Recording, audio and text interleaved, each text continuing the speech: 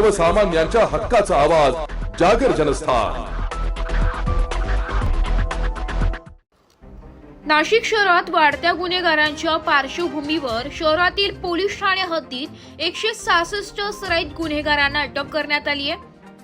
आज दिनांक 24 जुलै रोजी संध्याकाळी 6:30 वाजता पोलिसांनी दिलेल्या अधिक माहितीनुसार नाशिक शहरात पहिल्यांदाच दिवसा कोम्बिंग ऑपरेशन राबविण्यात आले। त्या दरम्यान 166 सराईत गुन्हेगारांना अटक करून गुन्हा दाखल करण्यात आलाय। शहरातील आडगाव, पंचवटी, मसरूळ, भद्रकाली, सरकारवाडा, गंगापूर, मुंबई नाका, Satpur, Ambad, Indiranagar, Upnagar, Nashik road, Deolali camp, Chunchale police चौकी या ठिकाणी ही मोहीम राबवण्यात आली आहे। या दरम्यान सराईत गुन्हेगारांच्या घराची कसून झडती घेण्यात आली आहे।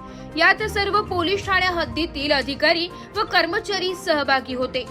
पंचवटी उपनगर भागात प्राणघातक शस्त्राने व बंदुकीची गोळीबार करून नागरिकांमध्ये दहशत पसरली आहे। संघटित गुन्हेगारींना आळा बसावा तसेच नागरिकांचे भय नाहीसे व्हावे यासाठी नाशिक शहर पोलीस आयुक्त संदीप कर्णिक यांच्या मार्गदर्शनाखाली ही विशेष मोहीम राबवण्यात आली आहे।